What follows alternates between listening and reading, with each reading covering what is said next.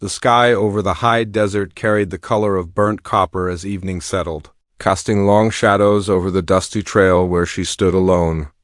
The wagon that had brought her this far had already turned back, wheels rumbling faintly in the distance, leaving a trail of dust that drifted like smoke across the fading light. She watched it go, clutching the fraying edge of her shawl, her heart tight with a fear she dared not show. The land felt too big, too quiet, and far too unforgiving for someone with nothing left to bargain except her own breath. She had heard stories of the Apache plains, of warriors swift as wind and silent as wolves, but hearing tales was one thing.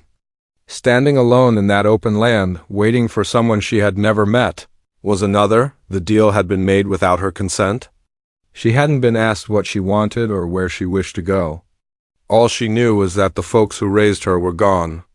The town sheriff had no interest in keeping another burden on his ledger, and the traveling trader who found her sick beside a dry riverbed saw value in something other than kindness. She owed her life to him in a way, yet she could not forget the cold tone he used when speaking about her future. She tried not to think about how easily her fate had been traded for supplies, horses, and coin. Out here, no judge or preacher would hear her plea. The plains had their own laws, and tonight she was bound by them. A faint rumble carried on the wind, low and steady like thunder rolling beneath the ground. She turned sharply, her breath caught in her throat. 3 riders appeared on the far ridge, their silhouettes sharp against the dying sun. Their horses moved in an unhurried line, strong and steady, not drifting or weaving like men who traveled without purpose. These riders came with intent. She felt her pulse quicken. The trader had said only one Apache would come to claim her, but 3 rode toward her now, all painted and armed, their hair tied with leather, their posture proud and upright.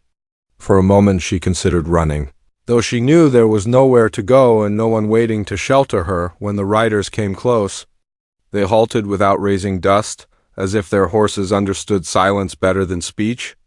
The one in the center dismounted first. He was tall, broad-shouldered, with a calm strength that filled the space around him. His chest bore simple markings, not bold war paint, but symbols that seemed personal, like stories meant to be read only by those who understood him. He looked at her not with cruelty or hunger, but with a steady gaze that held questions she could not answer. She had seen men look at her before, sizing up worth, but this was different. He looked at her as if she was already part of something she did not yet understand. His voice broke the silence, low and firm, shaped by accent and strength. He spoke English clearly, though not as someone born to it. He lifted the folded hide given to him by the trader and held it between them, letting the wind tug at its edges. She could see markings on it, a seal, a signature carved into the leather. Her heart sank as she realized it was more than an agreement. It was proof of transfer, a binding promise written in the language of survival. "Not law. You were given into my keeping," he said, his tone neither harsh nor gentle. The words settled heavy in the cooling air. She stepped back, her breath trembling, though her hands stayed by her sides.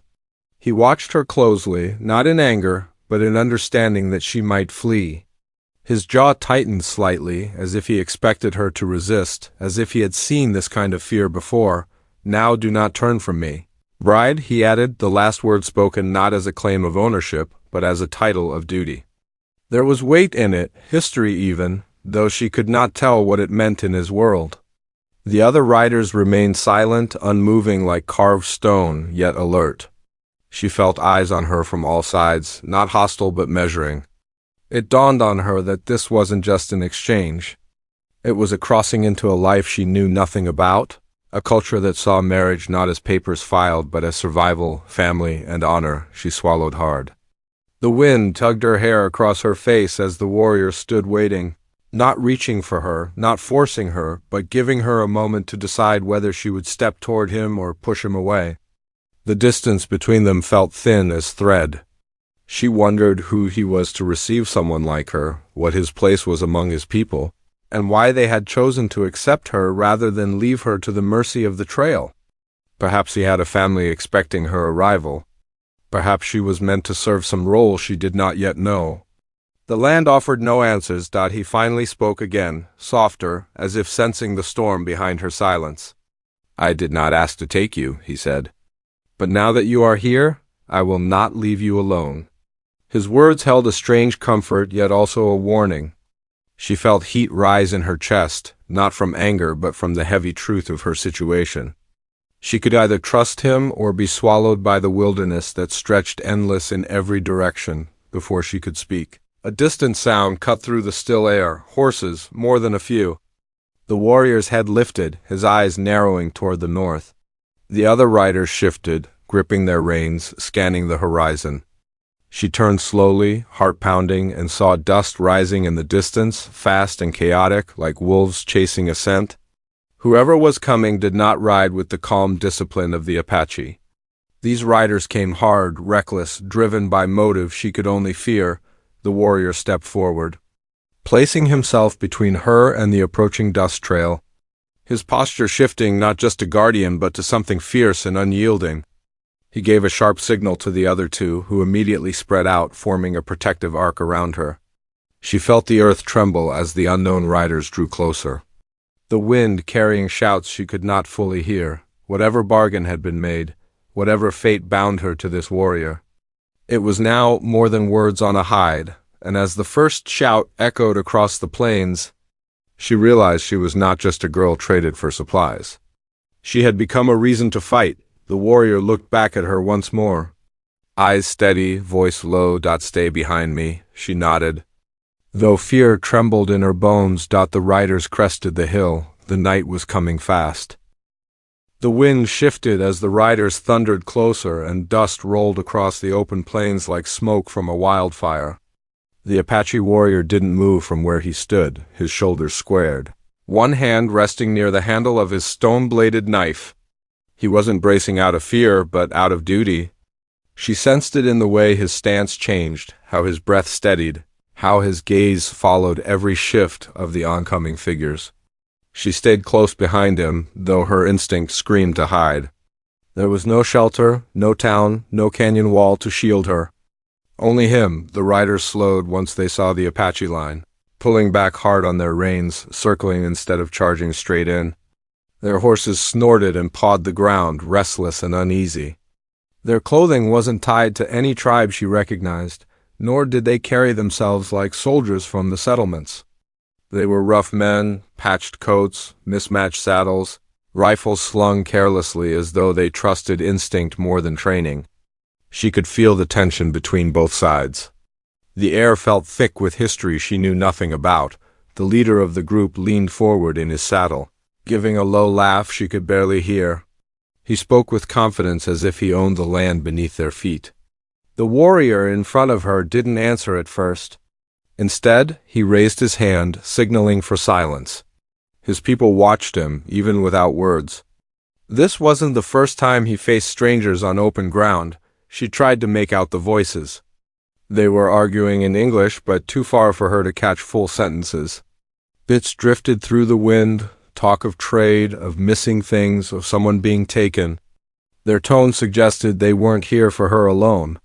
Still, every glance they threw in her direction felt heavy, like she was now part of some deeper dispute already in motion long before she arrived. Finally, the warrior spoke louder, his voice steady. His English carried firmness without showing fear, telling them she was under his protection now, that she belonged with his people, that whatever bargain brought her here would not be undone by men riding under no banner.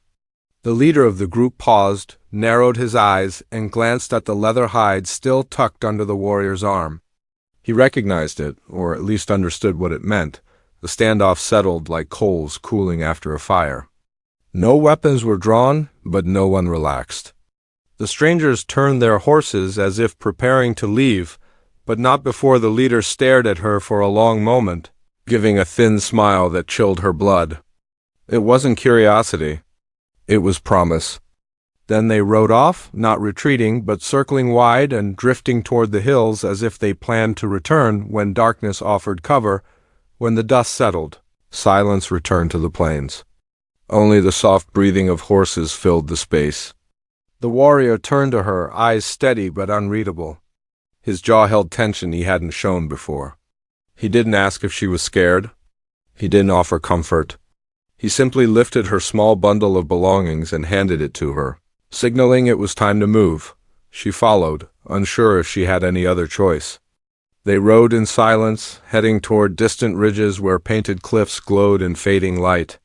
The other two riders flanked them, not close enough to pressure her, but close enough to ensure she didn't slip away. She wondered what would have happened if she tried. She wondered if she even wanted to run. Night descended slowly, stars emerging like lanterns in the wide heavens. The scent of sage and smoke lingered in the air, and far-off coyotes howled their lonely song.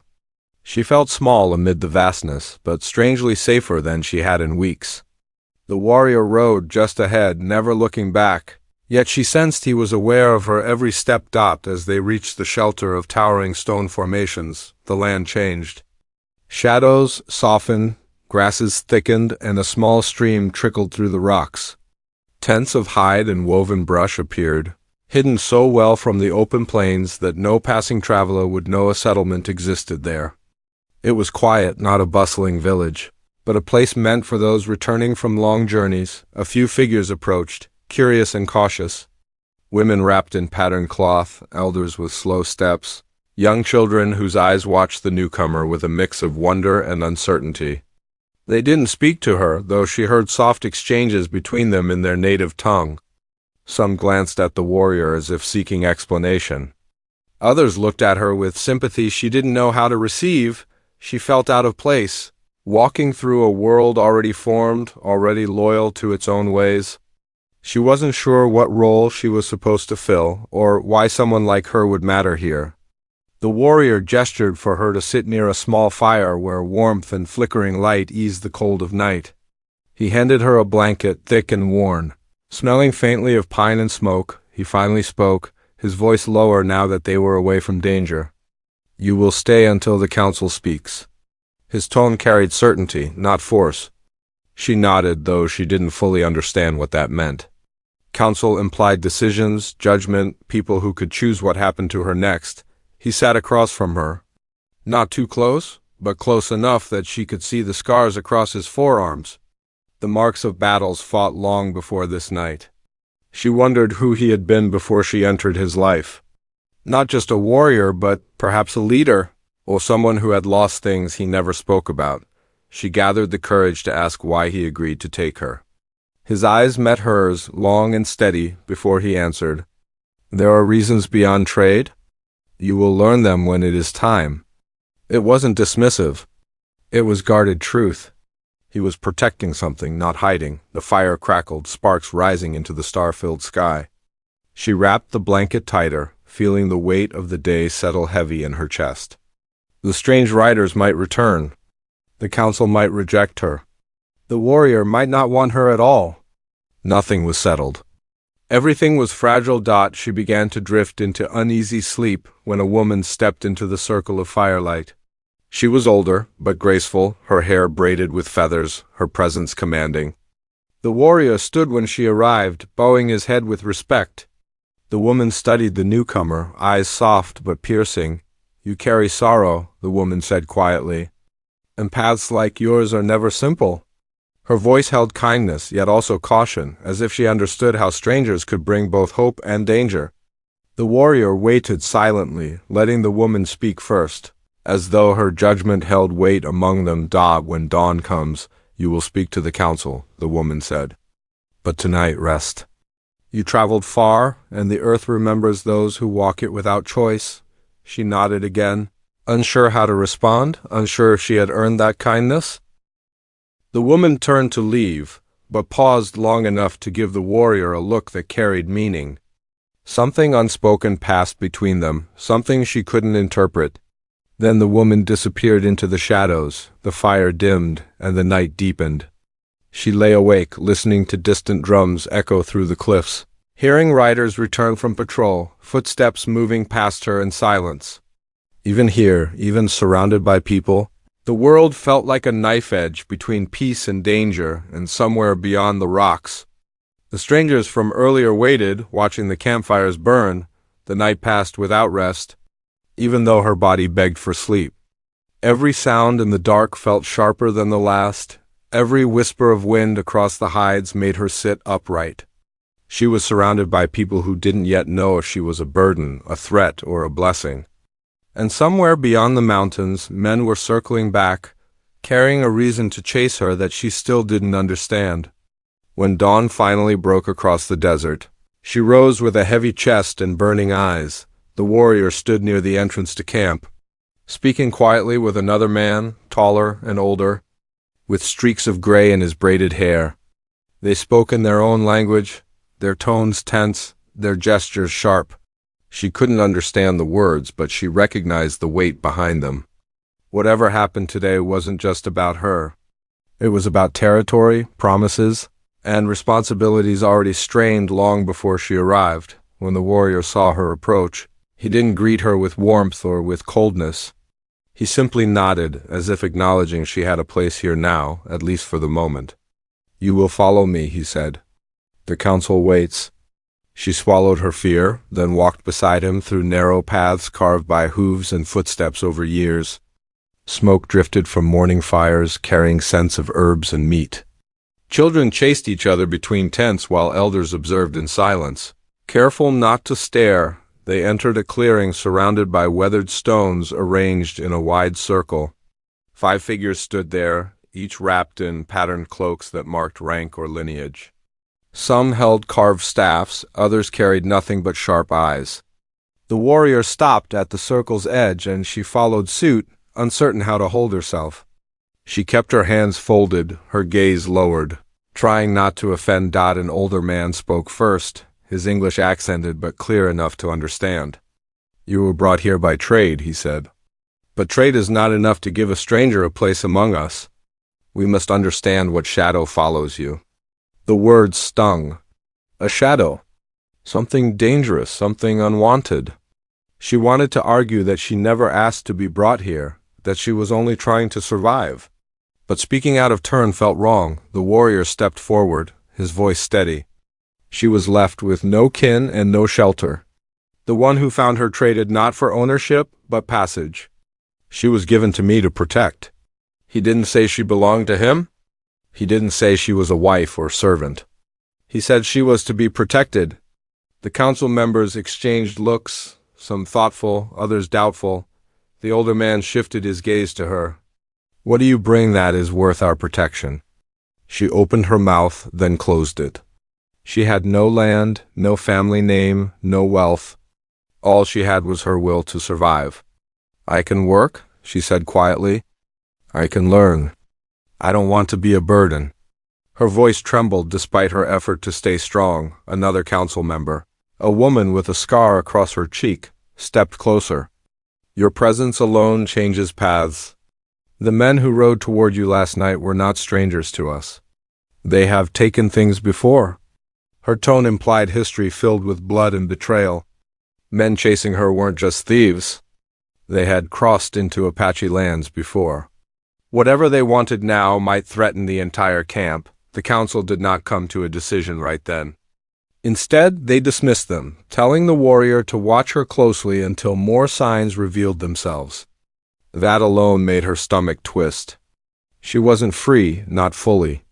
She was on trial without chains, held by circumstance rather than roped out. As they walked away from the circle, she finally found the courage to ask the question haunting her since she arrived. "Those men from last night, why would they chase me?" The warrior didn't slow his steps. "Because there is something they think you carry," he replied. She frowned. "I don't have anything." He shook his head. "Not a thing. A secret, a reason. Something they believe is worth killing for." His words struck deep. She tried to remember everything that happened before the traitor found her. The abandoned riverbed. The men who passed by and argued while she drifted between fever and sleep. The voices speaking about land, maps, missing gold. Were they the same men? Had she overheard something she didn't realize? A memory flashed back, a rough hand grabbing her shoulder, a voice demanding she speak, asking who she told. She had been half-conscious then, thinking it was just a nightmare. Now she wondered if it was real. Later that day, the warrior led her to a quiet corner of camp, away from curious eyes. He crouched to fill a water pouch, but his attention stayed fixed on her. "Tell me what you remember before the traitor found you." Not stories, not guesses, truth. She tried to recall every detail, piecing together fragments like broken glass. Men shouting near her, accusing each other of betrayal. Someone bleeding beside a pack mule. A small leather map dropping in the dirt. She told him everything she could. When she finished, the warrior's expression turned heavy. "You were not just found, you were left." She felt her chest tighten. Left for dead, or left as bait, she didn't know. The warrior stood slowly. "Those men will come again. They think you witnessed something." He looked toward the horizon, jaw tense. "They think you can expose them?" She felt the weight of that revelation settle like chains around her. She hadn't been traded to safety. She had been traded to delay pursuit, maybe even to draw trouble far from settlers. The warrior hadn't chosen her fate, but now he was tied to it. As dusk settled again, campfires sparked to life. Drums echoed beyond the cliffs, and shadows moved like silent spirits. She sat alone for a while, watching the sky darken, trying to understand who she was now. A witness. A liability. A reason for conflict. She didn't want any of it. She only wanted freedom, a place where her life wasn't handed from one man to another. Later, the warrior returned, sitting across from her in the firelight. He didn't speak for a long time, letting the silence breathe. Finally he said, "My people cannot carry your truth alone. You must learn to carry it yourself." She nodded, though she didn't know how. He continued, voice lower. "If they come again, you will not hide behind me. You will speak." The thought terrified her, but she knew he was right. Running wouldn't stop anything. Silence wouldn't save her. The past was coming back like a storm rolling over the plains, and far beyond the camp, unseen fires burned in the hills where the riders gathered again, plotting their next move. She wasn't just someone traded for shelter. She was the spark that could ignite a war. Night returned quicker than she expected, wrapping the camp in deep shadows broken only by scattered fires. The air felt heavier than the night before, filled with the kind of silence that comes when danger breathes close but has not yet shown its face. People moved with purpose, checking weapons, tightening bindings, speaking in low tones that carried urgency. No one said the riders were coming, yet everyone seemed to know. The warrior stayed near her, though not hovering, watching the shadows between the cliffs more than he watched her. His jaw held determination, but beneath it she sensed worry. Not fear for himself, but for the land, the children, the elders who trusted his strength to stand between them and harm. She realized then what it meant to belong somewhere. Even without saying it, the people here were woven together like strands of one fabric, and when one thread pulled loose, all felt the strain. He finally spoke, breaking his long silence. "We ride at first light." His tone was final, not open to question. She tightened her grip on the blanket around her shoulders. "Where?" His eyes stayed on the mountains. "To find the truth before it finds us." She understood. They weren't going to wait for those men to strike first. They were going to meet the threat on ground of their choosing, before she could respond. A scout rode into camp at full speed, sliding from his horse so fast dust rose like smoke. He spoke urgently to the warrior in their native tongue. She didn't know the words, but she understood the meaning by the way faces hardened around them. The riders had been seen again? Closer this time. Watching. The warrior looked at her then, eyes shadowed by firelight. "They are moving camps, preparing, searching." She swallowed hard, the truth settling deeper. She had not left danger behind. She had carried it here. As the night deepened, she helped gather supplies, filling water skins, bundling hides, assisting elders too frail to pack their own things. She didn't know the customs, but work needed no language. A young girl handed her dried herbs and pointed to a pouch, smiling shyly before running off. A quiet acceptance, even if uncertain. Later, when the work slowed, she sat alone beside the stream, letting the cold water soothe her shaking hands. She tried to remember more, anything that might explain why those men cared so deeply about a wounded, half-conscious girl by a river. She closed her eyes, letting the memory pull her back. There had been an argument. A map drawn on leather. Men fighting over whether to move west or bury something until spring. One man shouting about betrayal, claiming someone carried word to nearby settlements. Shots fired. She remembered falling, maybe struck by a horse or collapsing from fever.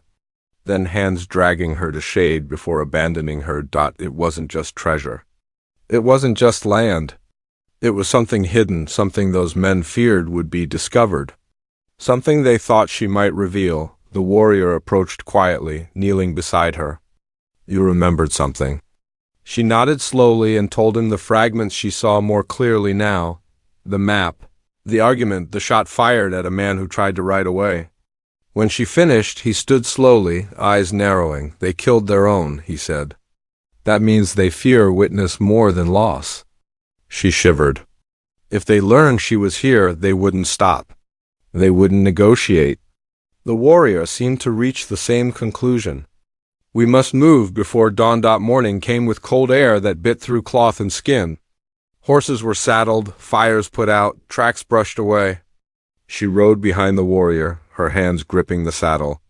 The wind chilling her face as they left the hidden camp through narrow rock passages that opened into rolling sage fields. They traveled silently, crossing terrain rough enough to hide their path. The warrior guided them toward a canyon she had never seen, where red stone walls rose like ancient fortresses. He said nothing until they reached the shade of an overhanging rock. We will track their camp from above. The land will tell where they plan to strike. She climbed beside him, careful to step where he stepped. From high ground, she could see valley floors stretching miles, wild and open. Smoke trails curled faintly from distant groves. Not campfires of settlers. Too many, too large. A staging ground. Her pulse tightened. They were preparing to ride in force. The warrior's gaze hardened. They do not come for you alone. They want land without eyes watching. The truth struck like a blow. She hadn't just overheard a secret. She had overheard a plan that could reshape everything this tribe called home. A distant gunshot cracked across the canyon, echoing like thunder. Not aimed at them, but close enough to warn they weren't alone. More followed. A group of riders appeared on the opposite ridge, weapons raised, shouting. Dust rose behind them as horses pushed forward. The warrior grabbed her arm. Down the rocks, now, they moved fast, sliding down loose stone, weaving through brush and narrow passes. Bullets struck stone above them, sending shards flying. The others in their group split to draw pursuit away, forcing the attackers to divide. He pulled her into a shallow cave carved by wind over centuries and pressed his back to the wall, listening. Hoofbeats thundered outside, fading then returning in loops. They weren't trying to kill her from a distance. They wanted her alive. She caught her breath long enough to whisper, "If I give myself up, maybe they leave your people alone." His head snapped toward her. You think giving them what they want will buy mercy.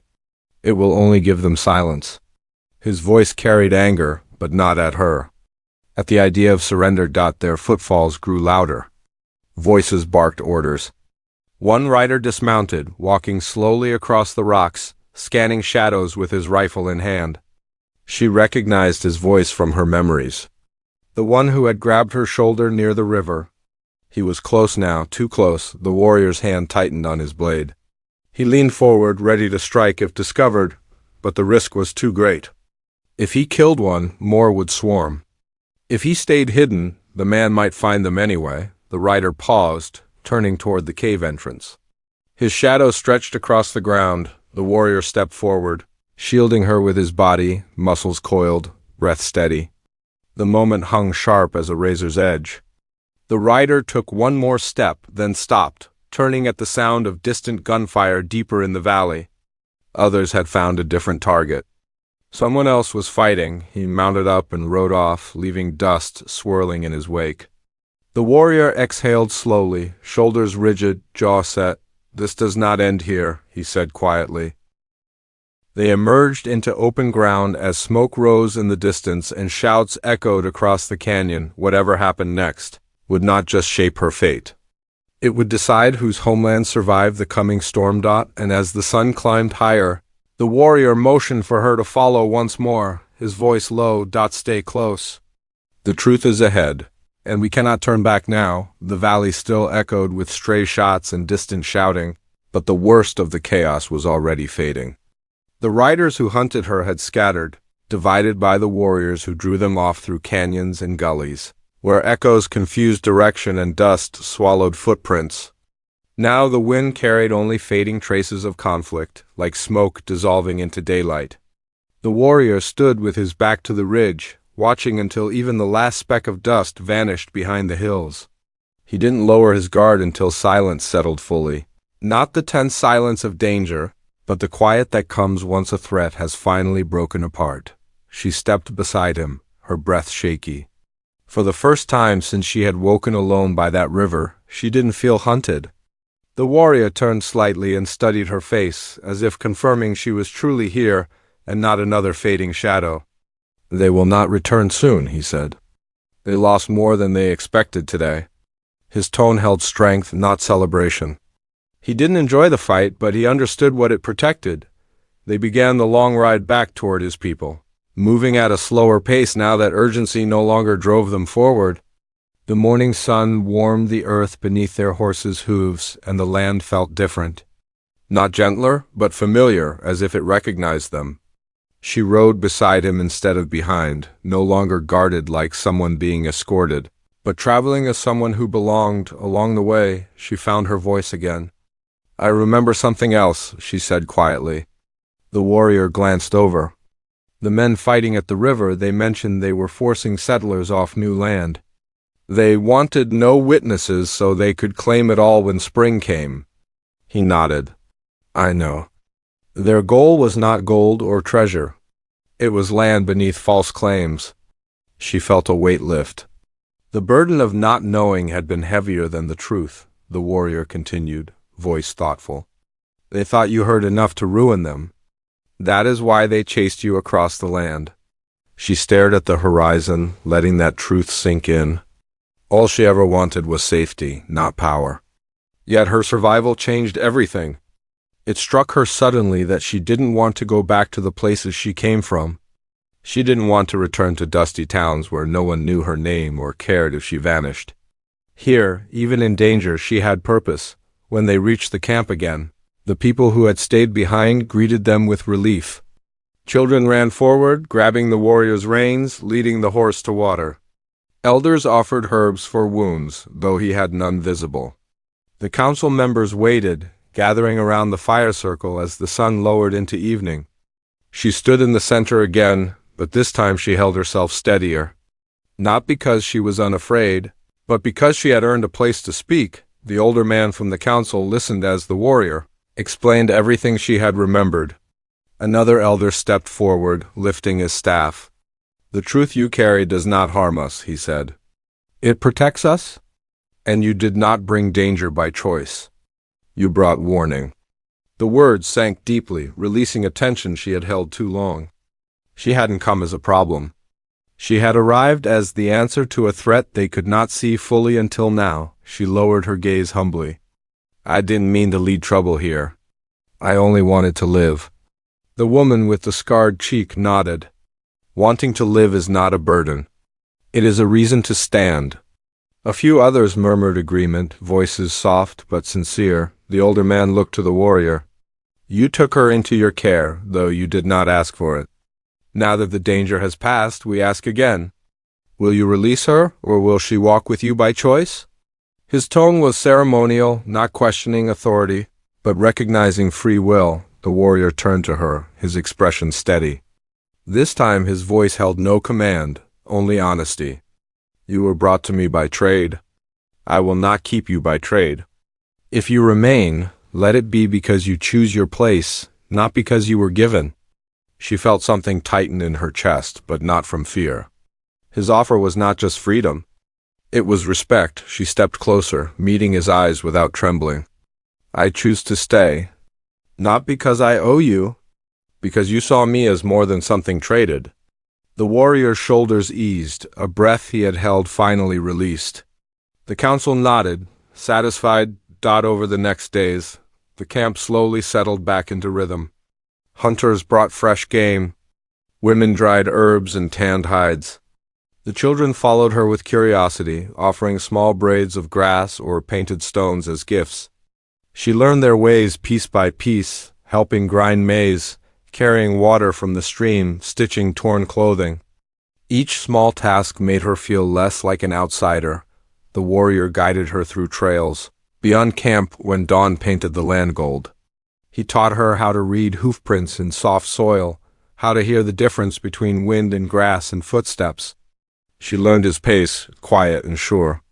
They didn't always speak, yet silence between them felt warm, not empty. One evening, beneath a sky filled with stars, they stood overlooking the valley where danger once gathered. The warrior spoke first.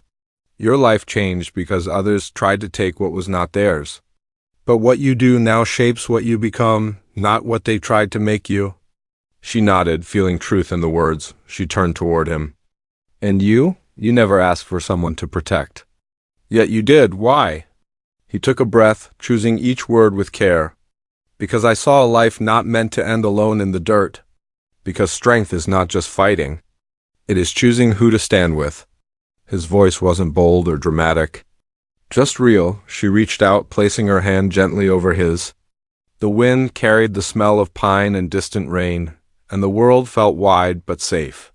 The warrior didn't pull away. His hand closed around hers with quiet certainty. In time, she was no longer spoken of as someone traded or found. She became known as the woman who carried truth across the plains and helped protect the land from those who would steal it. The riders never returned, and even if they did, they would find a people ready to stand, not divided and unaware. She built a new life not by escaping danger, but by facing it alongside those who gave her a place and a purpose. The warrior walked beside her, no longer bound by trade, but bound by choice. And she finally understood that family wasn't always blood. Sometimes it was forged in fire, in trust. In the quiet moments when two paths meet and neither walks away, the sun rose again over the desert, lighting the land with colors that stretched beyond memory. She stood beside the warrior, hand in his, no longer lost, no longer alone, finally home on the frontier land that once felt like the end of her road. It had become her beginning,